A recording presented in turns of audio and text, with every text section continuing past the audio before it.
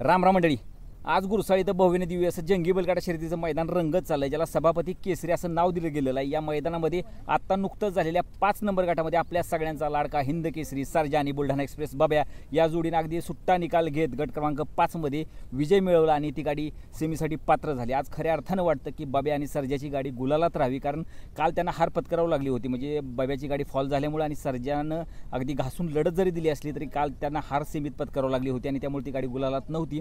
खऱ्या अर्थानं मागच्या 3 मैदानं झालं सर्जाची गाडी गुलालात राहत नाहीये आणि मनापासून एक सर्व सर्जाप्रेमींची इच्छा आहे की आजच्या मैदानातून सर्जानं पुन्हा एकदा एक चांगल्या प्रकारे कमबॅक करावा आणि एक चांगल्या ताकदीने, कारण आज त्याचा पैराच जबराट आहे। म्हणजे आजपर्यंत जेव्हा बाब्या आणि सर्जा एकत्र आल्या ती 100% हे या गाडीने गुलाल कधीही सोडला नाही, त्यामुळे नक्कीच आजचा त्यांचा गुलाल सुटू नये की एवढीच एक मनापासून सर्वांची इच्छा आहे सर्जाप्रेमींची। आणि नक्कीच असं वाटतंय ज्या प्रकारे गाडी पळाली नक्की 100% म्हणजे चांगल्या पद्धतीने पळून गाडीने आज निकाल घेतलाय, तर असाच सेमीला घेतील आणि फायनलला पात्र होतील आणि गुलालाचे मानकर होतील। तुम्हाला काय वाटतं कमेंट करून नक्की सांगा की बुलढाणा एक्सप्रेस बाब्या आणि हिंद केसरी सर्जा मैदानात राखतील का आपला दर्जा।